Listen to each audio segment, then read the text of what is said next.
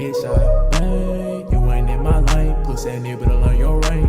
Her done got me crank, oh that lean that purple rain. I don't feel no pain, every day don't feel the same. In the hood we either Uber it or we gon' shoot it out. And if they tryna box it out, what they talking about? What's up guys, it's your girl Janae and I'm back with another video. So today I'm with a special guest. Introduce yourself. I'm Mom, aka Lady ESQ, aka Mrs. Stone. And today I'm gonna be doing my curly hair routine on my mom. So I'm just gonna do everything I would do to my hair on her head. So yeah, let's get started. So her hair is already washed and conditioned. So I'm just gonna take this out. See all this hair. Just like you, Nay. I'm gonna section her hair because it's easier to do her thick hair in sections. I don't have a water bottle, so I'm just gonna put water in her hair from the sink and just make sure it's really wet. And then I like to use oil. This is the Moisture Miracle. So I just apply the oil through her hair, really the roots and the ends, because the ends are the oldest part of the hair. Then I'm just gonna brush her hair. So I have a question.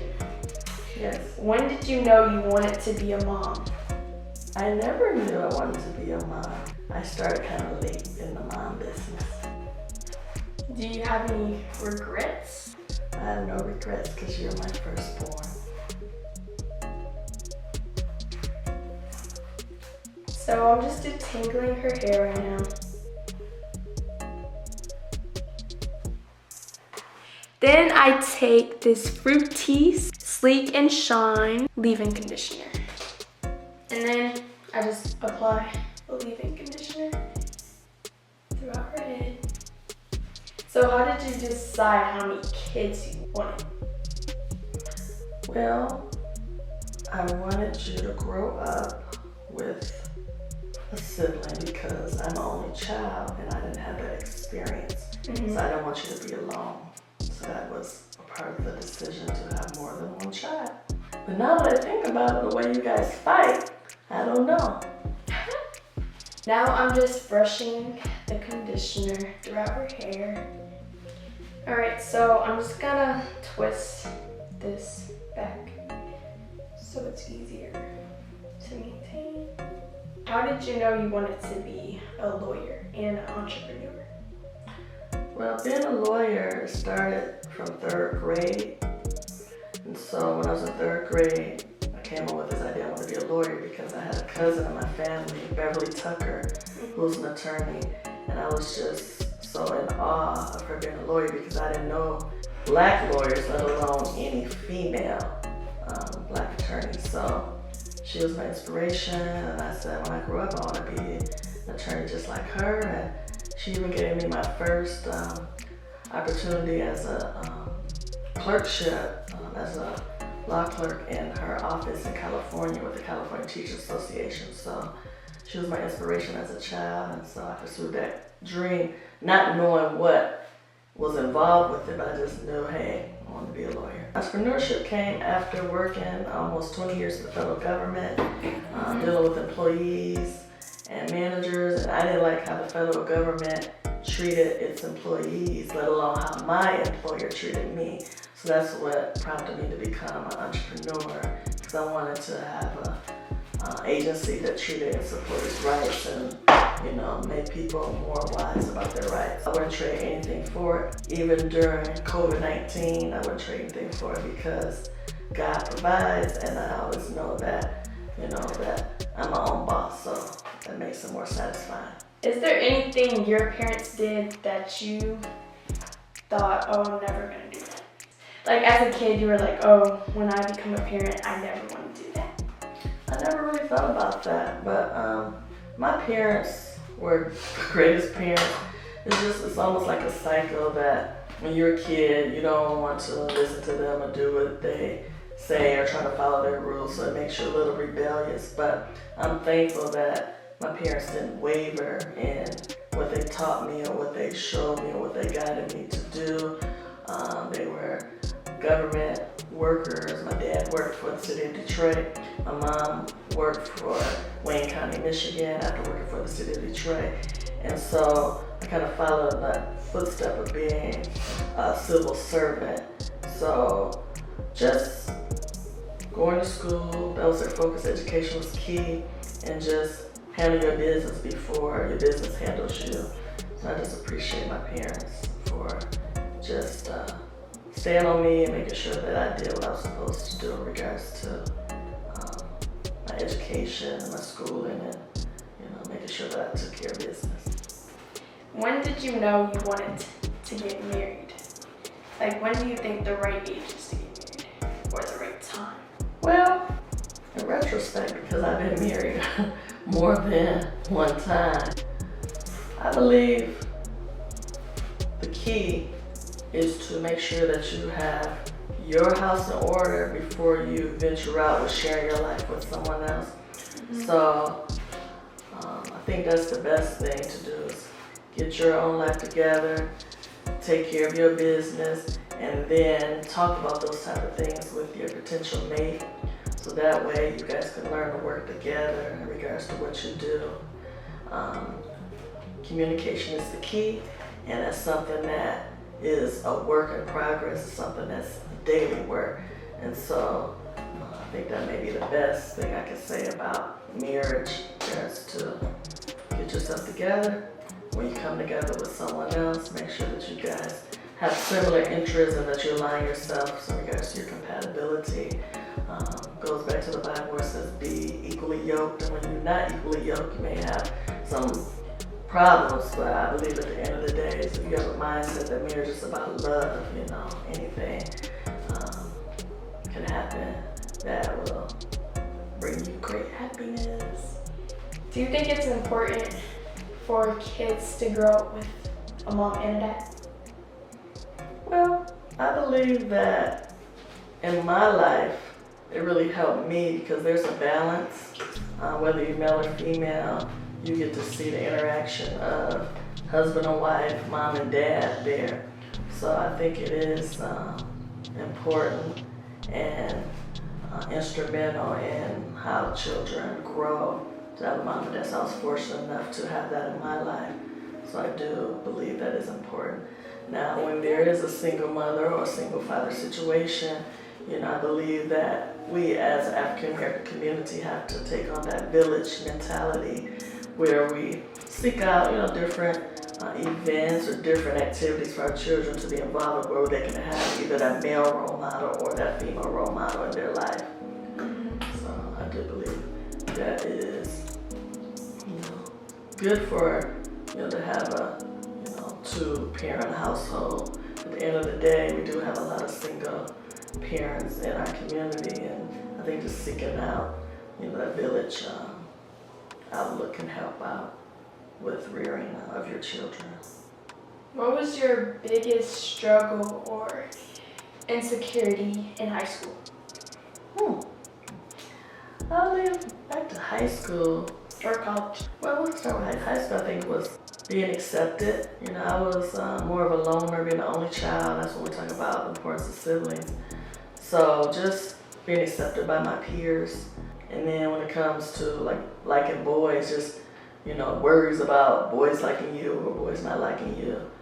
And then you have girls who maybe have been bullies at the time, and that you look like, okay, it's not good to have bullies, or then even trying out for different sports teams and worrying about if you're gonna get picked for a team or not. So there's a lot of stressors, I think, that came with high school and being accepted. In regards to college, I think the biggest struggle was adjusting to college, because I went to Lutheran Christian high school. And so adjusting to a predominantly white institution that I went to, which was Michigan State University, go Spartans, East Lansing, Michigan, was adjusting to all those people and those large classes, because I my high school wasn't that big, and we had like, what, 20 to 30 students in the class. 30 might be saying too many, but just into hundreds of students being in the class was a lot for me. So I struggled academically my first couple of, I think we were on trimester, I can't remember what they called it back then before Michigan State switched over to semesters. But yeah, that was hard for me adjusting.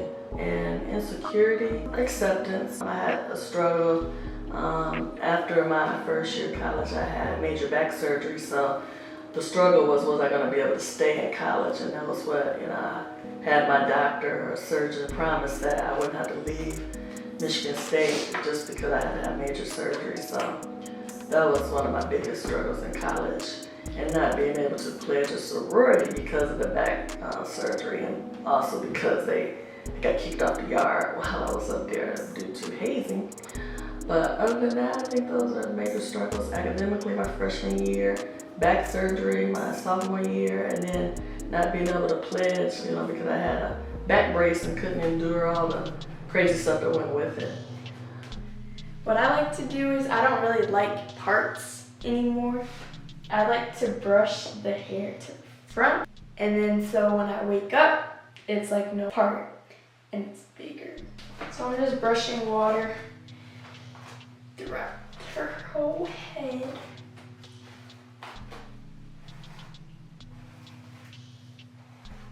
Do you have any advice for teenage girls? It could be anything. I think my main advice to teenage girls is to not let anyone, whether it's your parents, your boyfriend, your girlfriends, your siblings, do not let anyone to harm your self-esteem.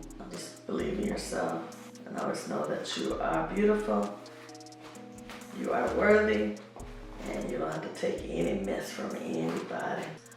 I believe also it's important that teenage girls to be prayerful, because this world is not easy to endure. So just hone into a higher power and know that it's okay to be prayerful, to pray.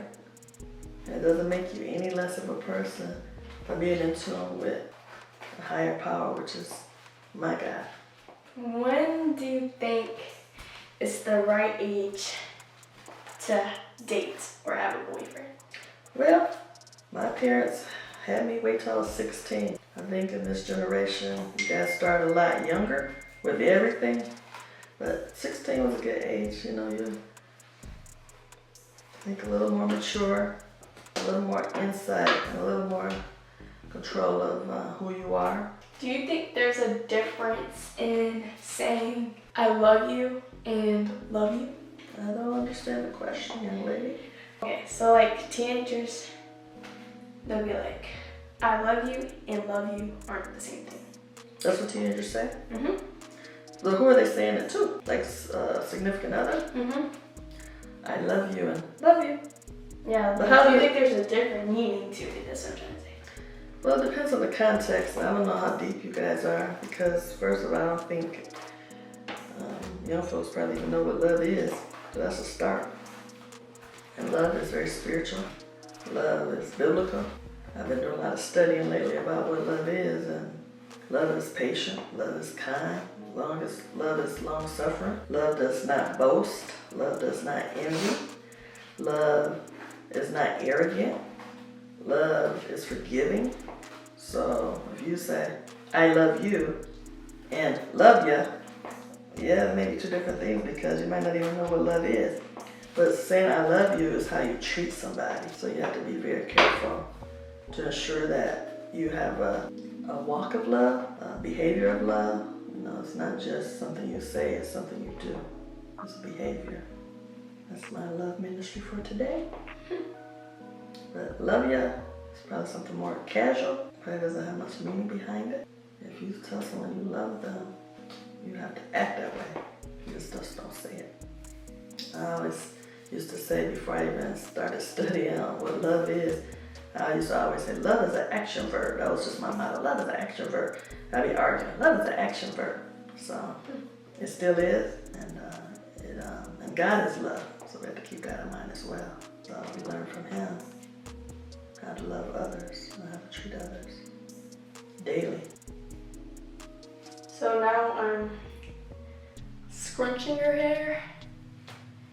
When do you think it's the right age to, you know, lose your virginity? Never. When you're married in a committed relationship. So then when things go sour, there won't be all this back and forthness about what you did, what you didn't do, and I gave it to you, and whoever you with next is, you know. After it's all in the front,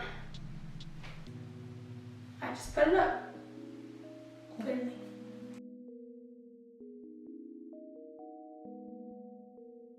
That gotta be You can't put a ponytail because of shrinkage? Put in a ponytail, daughter. You can do it. So this is her hair before I put it in a ponytail. Look at all this shrinkage. Now we're gonna put it up. Okay, I'm using Edge Booster for her edges. So, who's your favorite child? Me or my brother? I don't have a favorite child. That's weird. I don't have a favorite child. I have good days and I have bad days with both children. As they mature. Having a 12-year-old boy and a 17-year-old girl who thinks she's already an adult is challenging at times. And a 12-year-old boy who thinks he's a teenager at times. They're both loving, needy in their own ways. I love them both the same. My scarf! What do you mean? It's my scarf. Then we put the bonnet on. So rough. That's so mean. You're gonna mess up my lashes. We put the bonnet on and then we go to sleep. And then we're gonna wake up in the morning and see what happens. So we will catch you guys in the morning. Bye. Night night. So it's the morning. It's the next day. So we're gonna see how her hair looks. She said that throughout the night that her scarf and her bonnet came off. So we're gonna see. Good morning, everybody.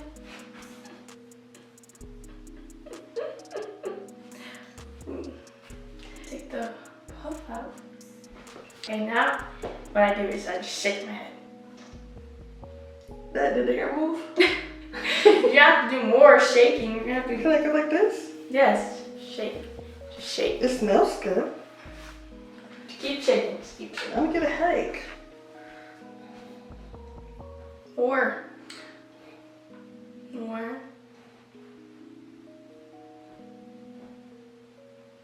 It's the best I could do, daughter. Oh my gosh. What's so funny? It didn't do anything good? So, now what we're gonna do Just be is gentle. take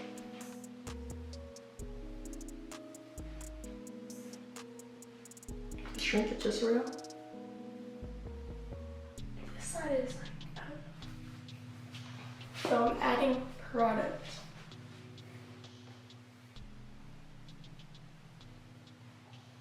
What kind of product did you add? The leave-in conditioner. The Fructis, Garnier Fructis.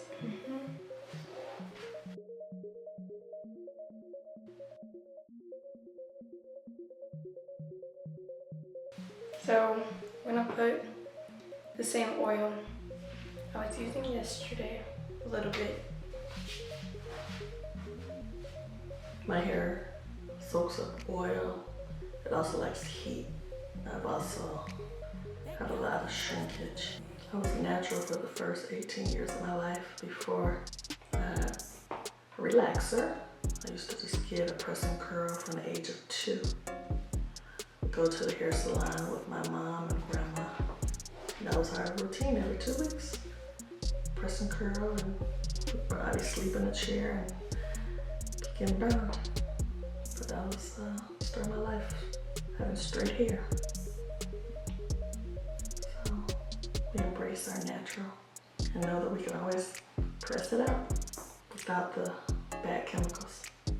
You can always do a protective style by adding a little hair weave or braids. So I love the versatility of the African American woman. It was my first time just having a wet and go style. I usually twist it up to get my nice curl pattern throughout. So this is how her hair turned out. How do you feel? I feel good. Didn't have to do my hair today, so I appreciate you, Nate. So that's gonna end the video. If you liked it, make sure you like, comment, subscribe, and turn on post notifications. And if you want more videos with me and my mom, just tell me in the comments. And if you want to see a separate video of me doing my own hair, then let me know. So love you guys. Bye. Bye.